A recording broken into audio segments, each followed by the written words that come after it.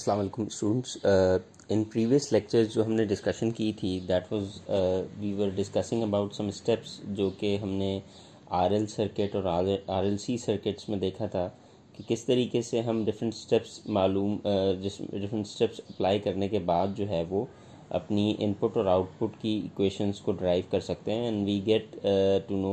कि जी किस तरीके से हमारे पास जो स्टेट वेरिएबल इक्वेशंस हैं वो इनिशियल कंडीशंस और जो इनपुट हैं उसका इफ़ेक्ट जो है वो हमें नज़र आता था उसकी इक्वेशंस के अंदर। तो उसमें हमने आरएलसी की एग्जांपल को कंसिडर किया था। इसी तरह अब आगे जो है वो हम इस डिस्कशन को समराइज़ करेंगे कि किस तरीके से हमने जो डिफरेंट ऑर्डर सिस्टम्स हैं वो उसके नंबर ऑफ़ स्टेट वेरिएबल्स पे डिपेंड करते हैं। तो इस डिस्कशन को पहले हम कंक्लूड करेंगे और फिर हम मज़ीद आगे जो है वो इस पे बात करेंगे। जैसे कि हमने इससे पहले देखा था कि ये जो डिफरेंशियल इक्वेशंस बनाई गई थी हमारे पास जो हमने बनाई थी वो हमारे पास जो भी स्टेट वेरिएबल्स थे, जैसे हमने पहले केस में देखा था कि आई ऑफ टी स्टेट वेरिएबल था, इसी तरह वी ऑफ टी था दूसरे केस में, या क्यू ऑफ टी, एक से ज़्यादा भी स्टेट वेरिएबल्स हो सकते हैं। तो अगर तो हमें जो है वो स्टेट वेरिएबल्स मालूम करने हैं या स्टेट इक्वेशंस देखनी है डिफरेंशियल इक्वेशंस की, तो we must know initial conditions with V of T जो कि हमारा इनपुट है। यानी हमें स्टेट वेरिएबल्स के लिए सोल्यूशन या डिफरेंशियल इक्वेशंस मालूम करने के लिए उसकी इनिशियल कंडीशन उस प्रोसेस की सिस्टम की पता होनी चाहिए और उसके साथ साथ उसका इनपुट पता होना चाहिए। तो हमने ये बात पहले भी की थी कि अगर तो हमें ये चीज़ें पता हैं तो we can easily find out the other जो नेटवर्क वेरिएबल हैं जो कि एक लीनियर कॉम्बिनेशन होंगे बेसिकली इन स्टेट वेरिएबल्स के। तो यहाँ पे एक क्वेश्चन राइज होता है कि इज़ देयर एनी लिमिटेशन कि जब भी हम स्टेट वेरिएबल्स को चूज़ करते हैं कि कौन सा वेरिएबल जो है वो स्टेट वेरिएबल्स बन सकता है, तो उसकी क्या कोई लिमिटेशन है? तो वी कैन से यस कि जो minimum number of state variables required हैं जो कि सिस्टम को किसी भी सिस्टम को डिफ़ाइन करने के लिए यूज़ किए जा सकते हैं, उतनी ही हमारे पास डिफरेंशियल इक्वेशन का ऑर्डर बनता है। और हमने देखा था पिछले केस में कि ऑर्डर अगर लेट्स से हमारे पास दो स्टेट वेरिएबल्स थे तो हमारे पास सेकंड ऑर्डर डिफरेंशियल इक्वेशन बनी थी जिसको हमने फर्स्ट ऑर्डर में लेकर आए थे। तो और इसी तरह जितनी हमारे पास बेसिकली स्टेट वेरिएबल्स होंगे उतनी ही साइमल्टेनियस इक्वेशंस होंगी। और जो सेकेंड ऑर्डर सिस्टम है वहाँ पे दो स्टेट वेरिएबल्स जो हैं वो हमें चाहिए होंगे टू डिस्क्राइब आवर सिस्टम। और इसी तरीके से जो स्टेट वेरिएबल्स हैं बेसिकली उनको आपस में लीनियरली इंडिपेंडेंट होना चाहिए। फॉर एग्जांपल अगर हम कहते हैं कि वी आर ऑफ टी हमारा एक स्टेट वेरिएबल है और जो दूसरा है आई ऑफ टी स्टेट वेरिएबल, इन दोनों को इस तरह से हमें इक्वेशन में देखना होगा कि जो वी आर ऑफ टी और आई ऑफ टी जो है वो उनका जो है वो लीनियर कॉम्बिनेशन ना बने, यानी कोई इक्वेशन ऐसी ना बने जैसे हम कहते हैं from Ohm's law V R is equals to R I of T. तो ऐसी कंडीशंस में हम कहते हैं कि जो स्टेट वेरिएबल्स हैं वो बेसिकली लीनियरली डिपेंडेंट हो गए। तो यहाँ पे इम्पॉर्टेंट पॉइंट ये कि जो स्टेट वेरिएबल हैं वो लीनियरली इंडिपेंडेंट हों। वो इसलिए कि अगर वो लीनियरली इंडिपेंडेंट होंगे तो हम उसको जो है वो उसकी साइमल्टेनियस इक्वेशंस ड्राइव कर सकेंगे और फिर हमारे पास सिस्टम की इतनी इन्फॉर्मेशन होगी फ्रॉम मल्टीपल इक्वेशंस कि हम उन वेरिएबल्स स्टेट वेरिएबल्स को बआसानी मालूम कर सकते हैं किसी भी सिस्टम के अंदर। As we discussed in the previous example जो हमने इससे पहले क्लास में डिस्कस की थी आरएलसी की, अगर हम उसकी इक्वेशंस को देखें तो वहाँ हमारे पास दो जो हैं हमने बात की थी कि दो इक्वेशंस बनी थी साइमल्टेनियस इक्वेशंस कि जहाँ पे स्टेट वेरिएबल और इनपुट की रिलेशनशिप बनती थी। तो 3.12 अगर आप जाके स्लाइड्स में देखें तो वहाँ हमारे पास 3.12 की दो इक्वेशंस बनी थी, 3.12a और 3.12b। 12a जो है वो इन टर्म्स ऑफ चार्ज थी d q over d t is equals to I, और इसी तरह जो दूसरा स्टेट वेरिएबल था हमारे पास आई का, तो उसमें आई ऑफ टी का, तो उसमें हमारे पास इक्वेशन बनी थी d i over d t equals to minus 1 over L C into q minus R over L into i plus 1 over L into v t. तो ये दो इक्वेशंस बनी थी हमारे पास स्टेट वेरिएबल्स की। और इसी तरह हमने बात की थी जब हमने स्टेट स्पेस की बात की थी कि एक आउटपुट इक्वेशन भी बनती है। तो वहाँ आउटपुट की इक्वेशन अगर आपको याद हो तो वो हमारी 3.13 बनी थी, जो कि वोल्टेज था अक्रॉस दैट इंडक्टर, जिसको हम वी एल ऑफ टी की टर्म्स में बात करते थे। और वो इक्वेशन थी -1 over C q into t minus R I of t plus v of T. तो पहले तो सबसे पहले हम कंसिडर करते हैं 3.12 की जो दो इक्वेशंस बनी थी, उसको आप अपने सामने रख कर जस्ट कंसिडर कि अगर उन स्टेट इक्वेशंस जो हमारे पास दो बनी थी और उसका आउटपुट जो आया था, उन इक्वेशंस को आप एक जगह अपने पास मेंशन कर लें, तो जो स्टेट इक्वेशन है और जो आउटपुट इक्वेशन है उनको हम मैट्रिक्स की फॉर्म में भी, वेक्टर मैट्रिक्स की फॉर्म में लिख सकते हैं, जबकि हमारा सिस्टम लीनियर है। तो 3.12 इक्वेशन जो है, जो स्टेट इक्वेशंस हैं, उनको मैं मैट्रिक्स की फॉर्म में लिख सकता हूँ in as x dot equals to A x plus B u. अब यहाँ पे जो एक्स डॉट है ये बेसिकली हमारे स्टेट वेरिएबल का डेरिवेटिव है, जिसको हमने वहाँ, अगर आपको याद हो, दो स्टेट इक्वेशंस में पहला स्टेट वेरिएबल का derivative D q over d T था और दूसरा derivative D i over d T था। तो x कंसिडर कर लें, x is the state variable का जो वेक्टर है, यानी एक स्टेट वेक्टर जो है वो हमारे पास, एक वेरिएबल स्टेट का हमारे पास q था, दूसरा i था। तो यू कैन सी कि जहाँ x डॉट जो है वो that is D q over d T और दूसरा जो इसका मेंबर है that is D i over d T. इसी तरह जो a है, तो अगर मैं अगेन 3.12 का रेफरेंस दूँ तो वहाँ पे यू हैव टू सी कि आपके पास पहला जो बेसिकली वेक्टर से हमने एलिमेंट देखना है, स्टेट वेरिएबल q को देखना है। तो पहली इक्वेशन में q तो हमारे पास 0 था, तो that is why a is equals to जो पहला एलिमेंट आपको नज़र आ रहा है फर्स्ट रो फर्स्ट कॉलम में, दैट इज़ 0। लेकिन जो दूसरी इक्वेशन थी, अगर आप देखें 3.12b, वहाँ पे -1 ओवर एल सी का एक फैक्टर q के साथ है, तो दैट इज़ वाई हमने यहाँ दूसरा जो फैक्टर है वो -1 ओवर एल सी यहाँ मेंशन किया हुआ है। इसी तरह दूसरा जो स्टेट आपके पास वेरिएबल है उसका वेक्टर बनता है i। तो पहली इक्वेशन में i जो है वो 1 था 3.12a में, और दूसरी वाली में r ओवर l है माइनस के साथ। तो दैट इज़ वाई हमारा a जो मैट्रिक्स बना है वो हमने रखा है 0 -1 ओवर एल सी और 1 और माइनस r ओवर l। अगर हम इक्वेशन 3.15 देखें तो a मल्टीप्लाई हो रहा है x से, और x जो है वो स्टेट वेरिएबल है। तो in that case you can see के x की जो वेक्टर है वो हमारे पास q और i बनेगा, because these are multiplying with a। तो आप मल्टीप्लाई करेंगे तो you will get the same equation. इसी तरीके से b का एलिमेंट अगर मैं देखूं प्लस बी यू जो लिखा हुआ है, तो यहाँ u जो है वो बेसिकली हमारे पास इसके इनपुट को रिप्लेस करता है, विच इज़ हमारे पास अगर देखें 3.12a और 12b में, तो v ऑफ t जो है वो हमारा इनपुट है। तो इसका मतलब ये हुआ कि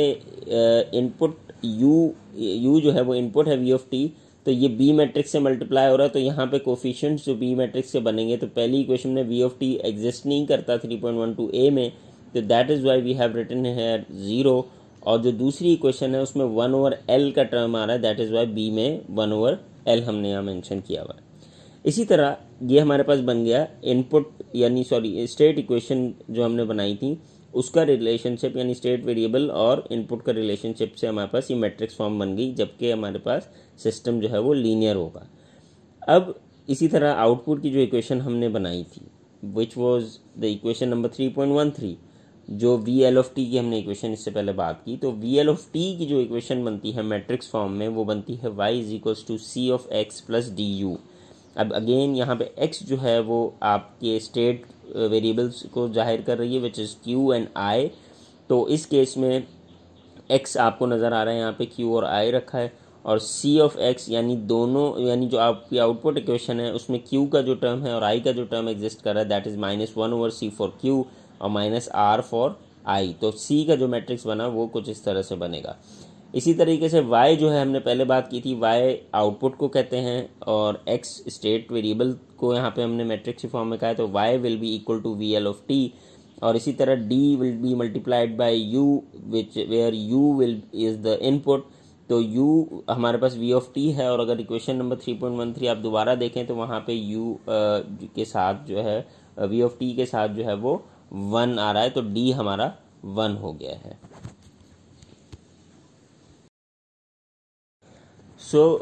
टू कंक्लूड दिस पॉइंट जो हमने इससे पिछली स्लाइड में बात की कि हमने किस तरीके से जो स्टेट वेरिएबल्स इक्वेशन है उनको मैट्रिक्स के फॉर्म में देखा और आउटपुट की इक्वेशन को भी देखा। तो जो इक्वेशन नंबर 3.15 और 16 जो बनी है, जो कि अब इन दो फॉर्म्स को हम कहते हैं this is the state space representation, जो हमने प्रीवियस लेक्चर्स में आपको याद होगा कि लास्ट जो हमने कहा था कि जहाँ पे हम दोनों को कंबाइन कर देते हैं that is called state space representation. तो ये जो हमारे पास मैट्रिसेस बने थे पिछली स्लाइड में, वो स्टेट स्पेस रिप्रेजेंटेशन थी हमारे नेटवर्क की, जो फिगर 3.2 में एक RLC सर्किट हमने देखा था। इसी तरह ये जो स्टेट स्पेस रिप्रेजेंटेशन है, इसके अंदर बेसिकली हमारे पास क्या क्या चीज़ें हैं। Number 1 we have simultaneous first order differential equation है हमारे पास, जहाँ पे हमारे पास स्टेट वेरिएबल्स को हम मालूम कर सकते हैं बड़े आसानी के साथ। दूसरा हमारे पास एल्जेब्रिक आउटपुट इक्वेशन है कि जिससे हम बाकी जो तमाम वेरिएबल्स हैं उस नेटवर्क के, उनको बआसानी मालूम कर सकते हैं। Once we have the information about the state variables, we have initial conditions and we also have the information about input। तो अब यहाँ पे इम्पोर्टेंट पॉइंट ये कि जो स्टेट स्पेस रिप्रेजेंटेशन है ये यूनिक नहीं है। मसलन वी हैव टू सी के जी एक नेटवर्क दिया हुआ है RLC का, तो ये ज़रूरी नहीं है कि स्टेट स्पेस रिप्रेजेंटेशन यूनिक हो और एक ही रहे। जैसे कि हमने इससे पहले देखा था कि अगर मैं स्टेट वेरिएबल्स को चेंज कर दूँ, यानी यहाँ पे v ऑफ t की जगह मैं i ऑफ t की जगह मैं v ऑफ t को या vl ऑफ t को या vc ऑफ t को जो है वो स्टेट वेरिएबल कंसिडर कर दूँ, तो उस केस में ये जो रिप्रेजेंटेशन है ये थोड़ी सी डिफरेंट हो जाएगी। So the state space representation एक सिस्टम के लिए कभी भी यूनिक नहीं रहती। जो हमने अभी तक देखा, हमने दो आपको याद होगा इलेक्ट्रिकल नेटवर्क्स के थ्रू देखा कि किस तरीके से हमारे पास कुछ प्रिंसिपल्स जो हैं वो हमारे पास स्टेट स्पेस रिप्रेजेंटेशन हम उससे हासिल कर सकते हैं। और जो हमने यहाँ तक अभी जो स्टेट स्पेस रिप्रेजेंटेशन देखी है, तो हमें नज़र आया कि हमने जो रिप्रेजेंटेशन देखी है वो single input single output systems के लिए देखी, यानी एक इनपुट है और एक ही आउटपुट है।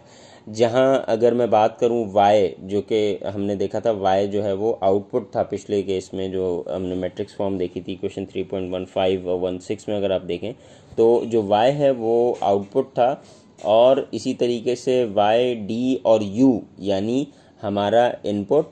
और हमारा आउटपुट, और उसके साथ साथ जो उसके साथ मैट्रिक्स है d, जो कि मल्टीप्लाई होता है हमारे आउटपुट के साथ, इनपुट के साथ, तो वो जो है वो सिंगल इनपुट सिंगल आउटपुट था, यानी एक स्केलर क्वांटिटी थी। लेकिन जब हम बात करते हैं मल्टीपल इनपुट मल्टीपल आउटपुट के लिए, तो वहाँ यही फैक्टर्स जो हैं वो y यानी आउटपुट और u का जो हमारे पास आ रहा है uv ऑफ t यानी इनपुट जो है, यानी मल्टीपल इनपुट है मल्टीपल आउटपुट है, तो इसका मतलब है y इज़ द आउटपुट और u इज़ द इनपुट। तो दोनों जो हैं वो स्केलर नहीं बल्कि वेक्टर क्वांटिटी होंगे, और d जो है वो कोई एक मैट्रिक्स होगा, जो कि ऑब्वियसली क्योंकि जब हमारे पास मल्टीपल इनपुट है तो d जब मल्टीप्लाई हो रहा है तो there will be more elements of d matrix, तो वो d एक मैट्रिक्स के तौर पे हमें नज़र आएगा। इसी रिप्रेजेंटेशन को multiple input multiple output system को हम आगे जो जनरल स्टेट स्पेस रिप्रेजेंटेशन है उसमें जाके डिस्कस करेंगे। So now as we have already seen कि किस तरीके से एक फ़िज़िकल नेटवर्क को स्टेट स्पेस फॉर्म में हम रिप्रेजेंट कर सकते हैं, तो we know and have some idea कि किस तरीके से स्टेट स्पेस रिप्रेजेंटेशन किसी भी फिज़िकल सिस्टम की जो है वो लिखी जा सकती है। यहाँ पे हम थोड़ा सा उसको रिकॉल करते हुए समराइज़ करें अगर, तो वी कैन सी कि हमारे पास एक सिस्टम को जनरलाइज रिप्रेजेंटेशन जो उसकी है, उसकी बेसिकली जो लीनियर डिफरेंशियल इक्वेशंस हैं उनको हम लिख सकते हैं। तो हम अगर उसको फॉर्मलाइज वे में लिखें कोई एक डेफिनेशन के तौर पे, तो हम देखेंगे कि कौन कौन सी टर्म्स हैं जो हमने यहाँ पे डिस्कस किए थे बेसिकली। तो first of all we will be discussing about linear combination. Linear combination पे हम पहले भी पिछली स्लाइड्स में डिस्कशन कर चुके हैं कि ऐसा ना हो कि एक इक्वेशन के अंदर ही आपकी डिपेंडेंसी है, जहाँ हमने बात की थी वी ऑफ टी की, कि let's say for example v R of t is equals to R I of t, और वी आर ऑफ टी और आई ऑफ टी दोनों ही आपके पास स्टेट वेरिएबल हैं, तो वो बेसिकली एक लीनियर कॉम्बिनेशन बन जाता है। तो ये लीनियर कॉम्बिनेशन नहीं होना चाहिए आपके एन वेरिएबल्स के दरमियान, ताकि आपके पास साइमल्टेनियस इक्वेशंस आ सकें। तो ये linear combination basically you can write as for n variables अगर है मेरे पास, तो फॉर एक्स आई जहाँ आई की वैल्यू 1 से लेके n तक है, given by this following sum, यानी मैं तमाम के तमाम जो स्टेट वेरिएबल्स हैं मेरे पास आई n से लेके या 1 से लेके n तक, तो उसमें बेसिकली आप उसके सम को लिख सकते हैं as it is shown in figure equation 3.17 which is s equals to k n of x n plus k n minus 1 into x n minus 1 up to k1। तो यहाँ पे जो के आई के जो कॉन्स्टेंट्स हैं ये बेसिकली आप मल्टीप्लाई करते हैं उनके स्टेट वेरिएबल्स के साथ और उनका सम ले लेते हैं। तो ये लीनियर कॉम्बिनेशन बेसिकली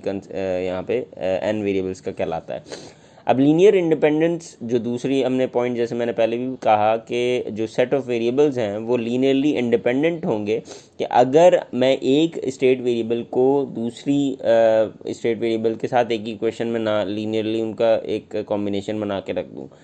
उस केस में जैसे हमने पहले बात की दोबारा कि हमारे पास साइमल्टेनियस इक्वेशंस रहेंगी और डिपेंडेंसी रहेगी एक वेरिएबल स्टेट वेरिएबल की दूसरी स्टेट वेरिएबल के ऊपर। उसके बाद वी हैव सिस्टम वेरिएबल। तो कोई भी वेरिएबल जो आपके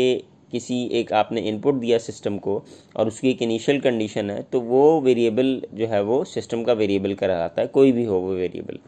इसी तरह स्टेट वेरिएबल क्या होते हैं ये हम पहले बात कर चुके हैं पिछली लेक्चर्स के अंदर, कि आपके पास एक सेट ऑफ वेरिएबल्स है पूरे नेटवर्क के और आप उसमें से एक सबसेट निकालते हैं, यानी स्मॉलेस्ट सेट निकालते हैं एक लीनियरली इंडिपेंडेंट सिस्टम वेरिएबल्स से। तो वहाँ पे जो वैल्यूज़ हैं या उनके मेंबर्स की वो टाइम टी नॉट, यानी आपको टी नॉट पे पता है, अलॉन्ग विद कि आपको टी से लेके जब टी नॉट से लेके आगे यानी larger than the T not आपको सिस्टम के वेरिएबल्स की वैल्यूज़ के बारे में पता हो या आप पता कर सकते हैं। So we have more terms जो कि इस स्टेट स्पेस रिप्रेजेंटेशन से एसोसिएट होते हैं। Next one is state vector. Basically state vector is nothing but we have some state variables और एक वेक्टर फॉर्म में हम उस सिस्टम के जितने भी स्टेट वेरिएबल्स हैं उनको एक वेक्टर की फॉर्म में लिख दें, तो दैट इज़ स्टेट वेक्टर। दूसरी टर्मिनोलॉजी है state space. So basically we can say कि हमारे पास एक से ज़्यादा स्टेट वेरिएबल्स हैं किसी सिस्टम के अंदर, तो हम उसको एन डायमेंशनल स्पेस में रिप्रेजेंट कर सकते हैं। मिसाल के तौर पे as you can see in this figure 3.3 कि जहाँ पे हम कंसिडर करते हैं कि हमारे पास दो स्टेट वेरिएबल हैं, एक सिस्टम है, तो एक वेरिएबल है स्टेट वेरिएबल वी आर और दूसरा है वी सी। तो दो जो एक्सेस बनेंगे बेसिकली वो based on this v R और वी सी बनेंगे, दो स्टेट वेरिएबल्स। और फिर हम ये कह सकते हैं कि इस पर्टिकुलर जो हमारे पास 2D graphical representation state space की या स्टेट वेक्टर की, इसको हम स्टेट स्पेस कहते हैं। अब यहाँ पे you can see in this state space कि हमारे पास बेसिकली जो स्टेट वेक्टर है जो कि एक्स ऑफ टी पे हमें कोई वैल्यू पता है, क्या हमारे पास वी आर की क्या वैल्यू आ रही है और वी सी की करस्पॉन्डिंग वैल्यू आ रही है, तो एक वेक्टर हमें मिल रहा है basically at that particular point, state vector.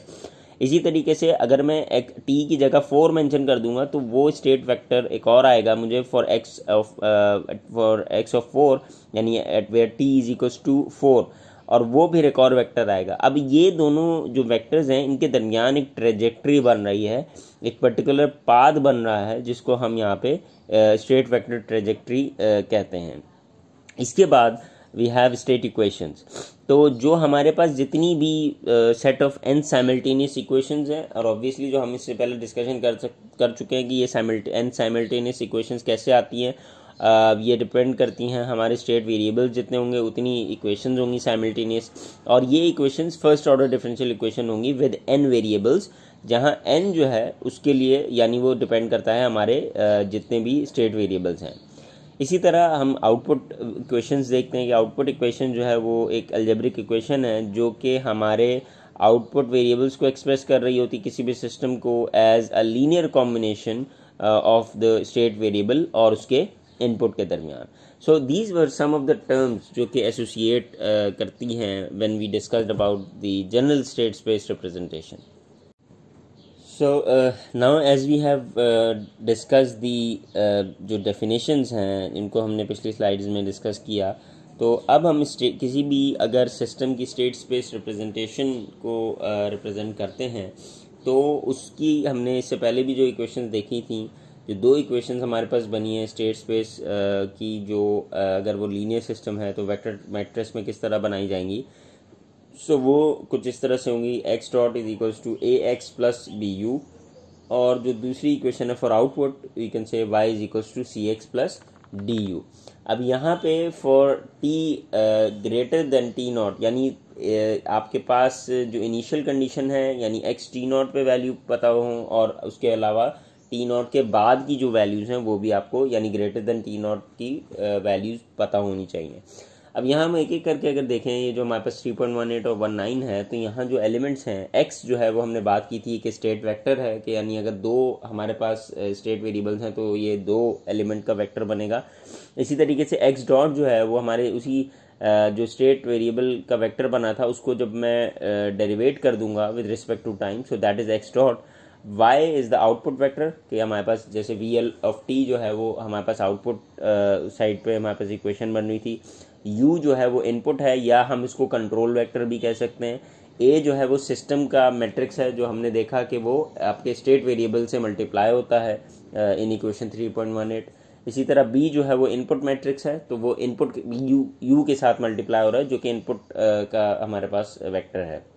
इसी तरह c जो है वो आउटपुट मैट्रिक्स है, तो c will be multiply with our state variables, और जो d है that is related to the input, तो वो फीड फॉरवर्ड मैट्रिक्स कहलाता है यहाँ पे.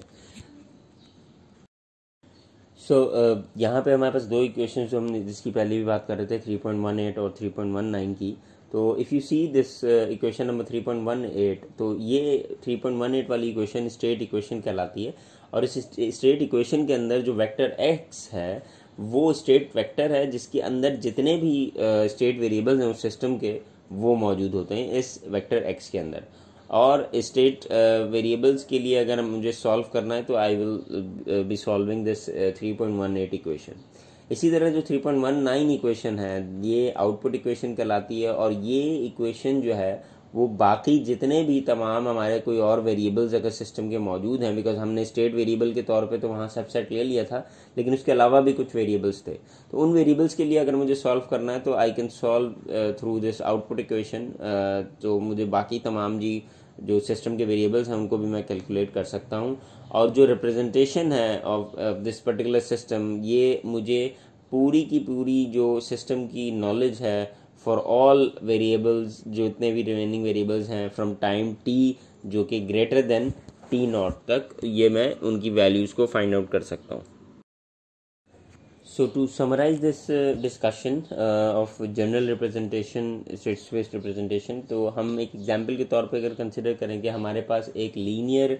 Time invariant second order system है, यानी सेकंड ऑर्डर से मुराद ये कि ऑब्वियसली हमारे पास डिफरेंशियल इक्वेशन सेकंड ऑर्डर में बनी है, लेकिन हमने ये कहा था कि जितना ऑर्डर होगा सिस्टम का, यानी जितने उसके स्टेट वेरिएबल हैं, यानी यहाँ पे दो स्टेट वेरिएबल हैं तो सेकंड ऑर्डर सिस्टम तो बनेगा, लेकिन उसकी दो साइमल्टेनियस इक्वेशंस बना देंगे, जैसे हमने आरएलसी नेटवर्क के केस में देखा भी था. तो यहाँ पे बेसिकली अगर मैं कंसिडर करूँ इस एग्जांपल के अंदर कि v ऑफ t मेरा अगर इनपुट है लेट से, तो जो स्टेट इक्वेशंस बनेंगी, यानी जो मेरी जो पहली जो इक्वेशंस हमने देखी थी 3.18, तो वो दो स्टेट वेरिएबल्स के लिए बनेंगी. एक dx1 ओवर dt वाली इक्वेशन है जहाँ पे x1 और x2 दोनों ही स्टेट वेरिएबल्स हमें नज़र आ रहे हैं विद v ऑफ t, जहाँ v ऑफ t इनपुट है और ये b1 यानी b मैट्रिक्स से मल्टीप्लाई हो रहा है. और सेकंड इक्वेशन x2 के टर्म्स में मुझे नज़र आ रही है जहाँ x1 भी मौजूद है with b2 of v of t. तो यहाँ x1 और x2 बेसिकली जैसे मैंने कहा कि हमारे दो स्टेट वेरिएबल हैं, और अगर तो हम कंसिडर करते हैं कि हमारे पास आउटपुट एक है, मल्टीपल इनपुट आउटपुट नहीं है बल्कि एक ही आउटपुट है, तो आउटपुट इक्वेशन जो है वो can take the following form: y is equal to c1 x1 plus c2 of x2, where c1 हमने बात की थी कि सी जो है वो आउटपुट मैट्रिक्स है और वो दोनों आप क्योंकि दो स्टेट वेरिएबल हैं तो x1 x2 दोनों से ही मल्टीप्लाई होंगे इनके C1 और C2। इसी तरीके से जो आउटपुट के केस में हमारे पास डी मैट्रिक्स है which is feed forward matrix, वो v ऑफ टी यानी अपने इनपुट से मल्टीप्लाई हो रहा है यहाँ पे which is v of T. तो यहाँ again to repeat that point कि जो हमारा चॉइस है स्टेट वेरिएबल की वो यूनिक नहीं होती, कि ये नहीं कह सकते एक सिस्टम है तो उसके लिए स्टेट वेरिएबल्स सेम रहेंगे। स्टेट वेरिएबल्स पे डिपेंड करता है कि कौन सा स्टेट वेरिएबल हमने चूज़ किया है, उस हिसाब से ये आउटपुट और इनपुट की इक्वेशंस जो हैं वो हमारे पास डिपेंड करती हैं। और इसी के साथ साथ हमने जो बात की थी कि इनमें ये दीज वेरिएबल्स या state variable must B linearly independent. ये बड़ा इंपॉर्टेंट पॉइंट है जो जिसको याद रखना बड़ा ज़रूरी है कि ऐसा ना हो कि वो एक ही इक्वेशन में एग्जिस्ट इस तरह से कर रही है कि we do not have more choice to have more simultaneous equation for solving for these state variables. तो with that we end up with this topic of general state space representation. अगली जो हमारी अब डिस्कशन है that is when we apply this state how to apply this state space representation. Okay, so now we are starting a new discussion कि किस तरीके से ये जो state space representation है किसी भी सिस्टम के ऊपर अप्लाई होती है। So basically we will try to see कि किस तरीके से अगर हमारे पास कुछ कॉम्प्लिकेटेड सिस्टम की हम बात करें तो वहाँ पे कैसे हम ये स्टेट स्पेस रिप्रेजेंटेशन जो है वो किसी भी फिज़िकल सिस्टम के ऊपर अप्लाई करते हैं। तो जो बेसिकली यहाँ दो स्टेप्स में हम बात करेंगे कि किसी भी जब हम सिस्टम के ऊपर ये स्टेट स्पेस रिप्रेजेंटेशन अप्लाई करें तो वहाँ इम्पॉर्टेंट पॉइंट जो है वो ये है कि स्टेट वेक्टर को सिलेक्ट करना सबसे इम्पॉर्टेंट चीज़ है। और स्टेट वेक्टर यानी स्टेट वेरिएबल्स को सिलेक्ट करने की बात कर रहा हूँ मैं, तो उसमें वी कैन सी कि दो चीज़ें हैं जिसका ख्याल रखना पड़ेगा before we select the state vector. सबसे पहला point number 1, a minimum number of state variable must be selected, यानी जो स्टेट वेरिएबल्स हैं वो कम से कम हमें सिलेक्ट करने होते हैं और जो मतलब स्टेट वेक्टर के जो एलिमेंट है वो कम से कम होने चाहिए, ज़्यादा नहीं रखेंगे हम। तो ये जो minimum number of state variable हैं जो हमने सेलेक्ट किए हैं ये सफिशेंट हों बाकी जितने सिस्टम के स्टेट्स हैं या सिस्टम की वेरिएबल्स हैं उनको फाइंड आउट करने के लिए, पहला पॉइंट। दूसरा जो हमने इससे पहले भी बात की थी कि जो स्टेट वेक्टर के कंपोनेंट्स हैं यानी स्टेट वेरिएबल्स हैं जो कि मिनिमम नंबर्स में हमने सेलेक्ट करने हैं, ये लीनियरली इंडिपेंडेंट होने चाहिए, ये डिपेंडेंट नहीं होंगे। इस पर भी हम पहले बात कर चुके हैं। तो अगली स्लाइड में अब हम ये दोनों पॉइंट्स को कि लीनियरली इंडिपेंडेंट स्टेट वेरिएबल्स हों पहले तो, और दूसरा ये नंबर्स जो है स्टेट वेरिएबल की ये मिनिमम हों, इस पर डिस्कशन करेंगे। So first of all we will be reviewing the first point जो कि है लीनियरली, जो हमारा पहला पॉइंट हम डिस्कस कर रहे हैं यहाँ पे, लीनियरली इंडिपेंडेंट स्टेट वेरिएबल्स होने ज़रूरी हैं। उसको अगर मैं एक एग्जांपल की मदद से एक्सप्लेन करने की कोशिश करूँ कि let's say we have basically state vector को लीनियरली इंडिपेंडेंट होने से मुराद ये कि if we have x1 x2 and x3 और ये वेरिएबल स्टेट वेरिएबल मैंने चुने और मैंने कहा कि मेरे पास एक इक्वेशन है for x3 which is equals to 5x + 4x2। यहाँ हम देख सकते हैं कि x3 का जो वेरिएबल है ये लीनियरली इंडिपेंडेंट नहीं है x1 और x2 से, क्योंकि x1 और x2 पता चलेंगे तो फिर मुझे x3 की वैल्यू पता चलेगी। So in this case this is not linearly independent. अच्छा, अब वेरिएबल्स और उसके जो डेरिवेटिव हैं successive derivative that are linearly independent, वो लीनियरली इंडिपेंडेंट होते हैं। जस्ट लाइक फॉर एग्जांपल अगर मैं बात करूं कि वोल्टेज जो है मेरा क्रॉस इंडक्टर VL, तो वो लीनियरली इंडिपेंडेंट है उसके करंट के, यानी जो IL करंट है उससे लीनियरली इंडिपेंडेंट है, क्योंकि VL = LdIL/dt, यानी उसका सक्सेसिव डेरिवेटिव जो है वो उसके बराबर है, बल्कि IL के बराबर डायरेक्टली नहीं है। तो इस केस में VL can be evaluated as a linear combination of the current IL। So now we will be starting our discussion about minimum number of state variables. यहाँ अब एक सवाल मौजूद है हमारा कि हाउ वी नो कि कितने minimum number of state variable select होने चाहिए। तो इसमें basically whenever we talk about the minimum number required, जो कि हमारे बराबर होते हैं जो हमारे ऑर्डर है डिफरेंशियल इक्वेशन का सिस्टम के अंदर मौजूद। यानी let's say if you are saying कि हमारे पास एक थर्ड ऑर्डर डिफरेंशियल इक्वेशन है, तो इसका मतलब ये हुआ कि हमारे पास 3 साइमल्टेनियस इक्वेशंस होंगी टू सॉल्व, और तीनों जो हैं वो फर्स्ट ऑर्डर डिफरेंशियल इक्वेशंस होंगी जिसमें 3 डिफरेंट स्टेट वेरिएबल्स होंगे। Let's say we can say x1, x2 और x3, 3 स्टेट वेरिएबल्स हैं और तीन इक्वेशंस बनाई गई, तीनों फर्स्ट ऑर्डर हैं। तो इसलिए हम इसको थर्ड ऑर्डर डिफरेंशियल इक्वेशन के तौर पे एक सिस्टम को जब देखते हैं तो हम इसको based on that order of the system, differential equation का जो ऑर्डर है उस हिसाब से हम उसके स्टेट वेरिएबल्स भी डिफाइन करते हैं। इसी तरह अगर मैं ट्रांसफ़र फंक्शन अगर मैं रिकॉल करूँ फ्रॉम द प्रीवियस लेक्चर्स, जो ट्रांसफ़र फंक्शन के पर्सपेक्टिव से अगर मैं बात करूं तो जो ऑर्डर है डिफरेंशियल इक्वेशन का in the order of denominator of the transfer function, जबकि हम कैंसिल कर दें तमाम factors in the numerator and denominator, जो हमने बात की थी इससे पहले ट्रांसफ़र फंक्शन जब हमने डिस्कस किया था, तो from there we can define the order of the और स्टेट वेरिएबल का जो हमारी इक्वेशन का जो ऑर्डर है। इसी तरह एक और तरीका है कि to determine the number of state variable, कि हम अपने उस सिस्टम के अंदर काउंट करें इंडिपेंडेंट एनर्जी स्टोरेज एलिमेंट्स जो भी हमारे उस सिस्टम के अंदर मौजूद हैं। Let's say if we can recall कि जी जो number of energy storage element हैं वो इक्वल होंगे हमारे order of the differential equation के। यानी अगर लेट्स से हमने फिगर 3.2 में जो देखा था LC सर्किट देखा था, तो उस LC सर्किट में 2 एनर्जी स्टोरेज एलिमेंट थी, एक इंडक्टर था और एक कैपेसिटर था। तो उस केस में बेसिकली हमारे पास जो स्टेट वेरिएबल्स होंगे वो 2 हमने लेट्स से हम कंसिडर कर सकते हैं, और वहाँ पे क्योंकि 2 स्टोरेज एलिमेंट हैं कैपेसिटर और इंडक्टर, तो 2 स्टेट वेरिएबल्स और 2 स्टेट इक्वेशंस बनाई जाएंगी जो कि उस सिस्टम को रिप्रेजेंट करने में मदद देंगी। सो टू एक्सटेंड आवर डिस्कशन, अगर हम यहाँ केस डिस्कस करते हैं कि अगर हमारे पास बहुत ही कम स्टेट वेरिएबल्स हमने सेलेक्ट किए हैं किसी भी सिस्टम के लिए, तो वहाँ पे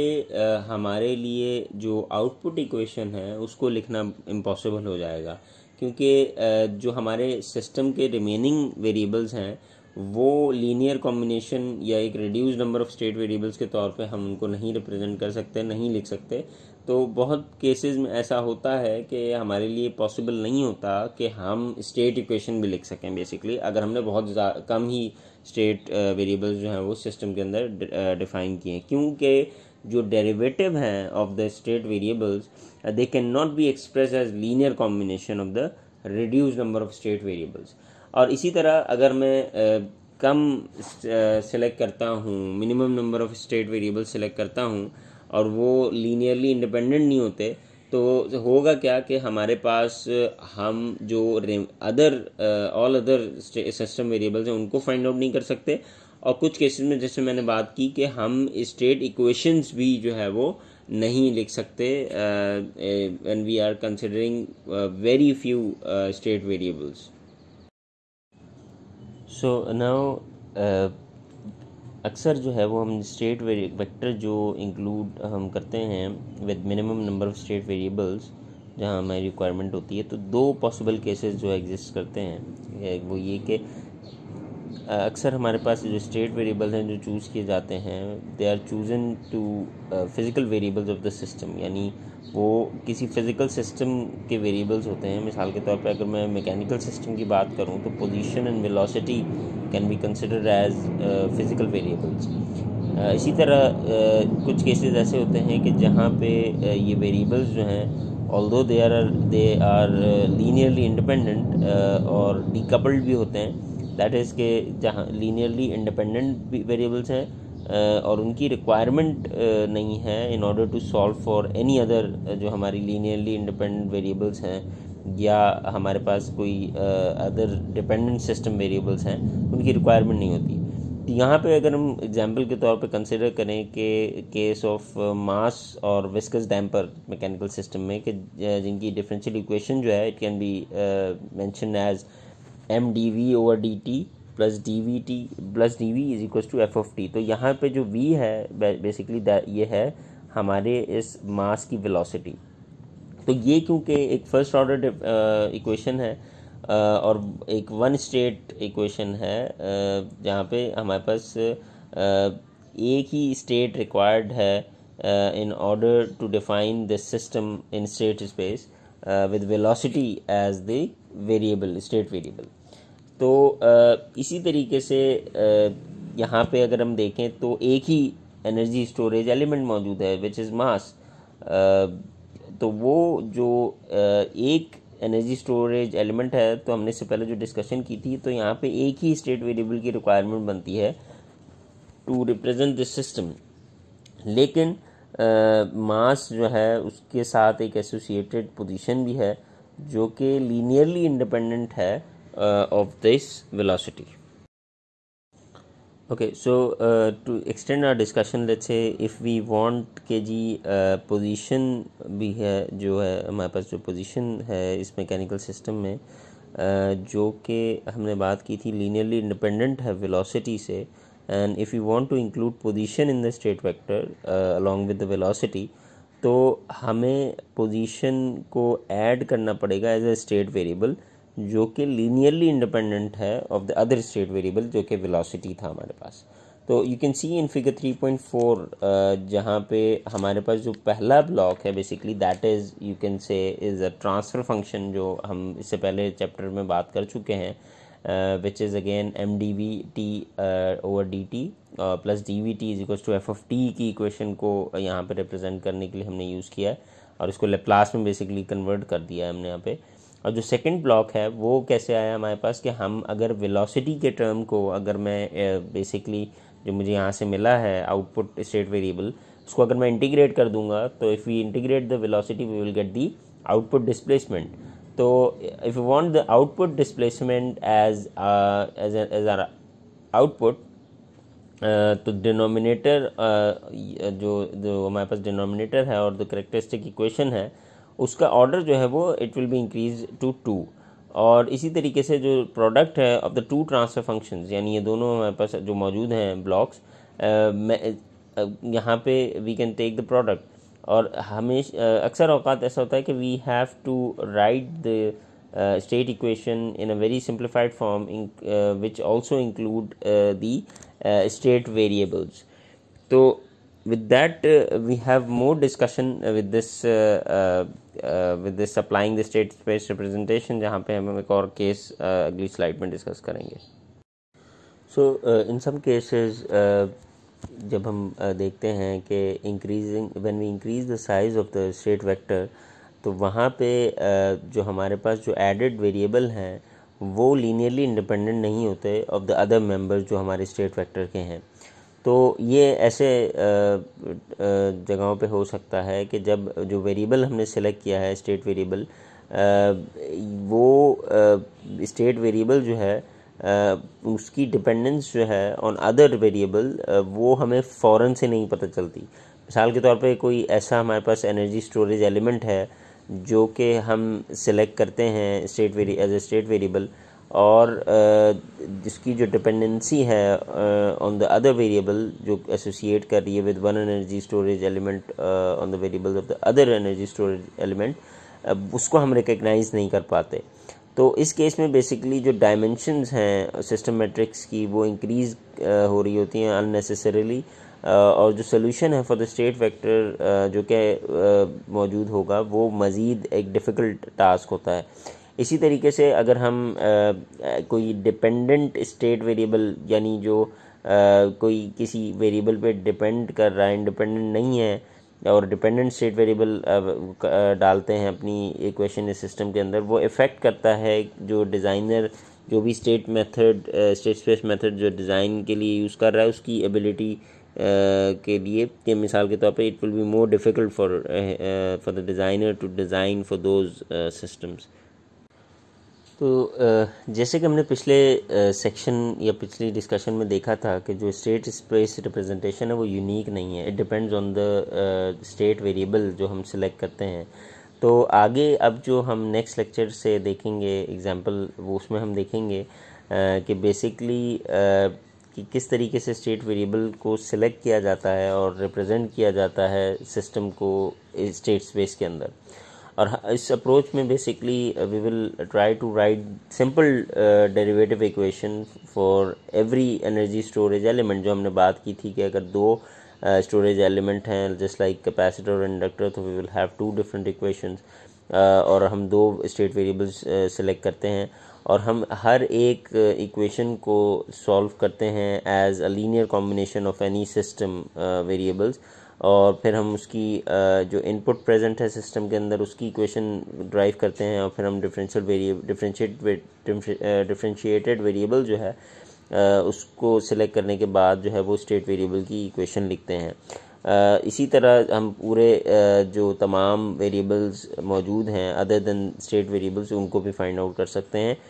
और finally writing the output variable equation जो कि एक लीनियर कॉम्बिनेशन है ऑफ द स्टेट वेरिएबल और इनपुट का।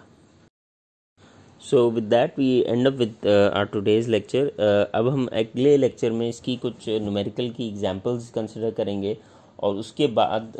हम न्यूमेरिकल एग्जांपल देखेंगे इलेक्ट्रिकल के पॉइंट ऑफ व्यू से, मैकेनिकल सिस्टम को देखते हुए, और फिर हमारे पास मज़ीद जो टॉपिक्स हैं दैट विल बी कवरिंग के अगर हमारे पास ट्रांसफ़र फंक्शन है तो उसको किस तरीके से, जो हमने पिछले चैप्टर्स में देखा था कि ट्रांसफ़र फंक्शन है तो उसको किस तरीके से स्टेट स्पेस पे कन्वर्ट कर सकते हैं हम, और अगर एक स्टेट स्पेस मॉडल दिया हुआ है हमें किसी सिस्टम का तो उसको हम किस तरीके से ट्रांसफ़र फंक्शन में कन्वर्ट करेंगे। तो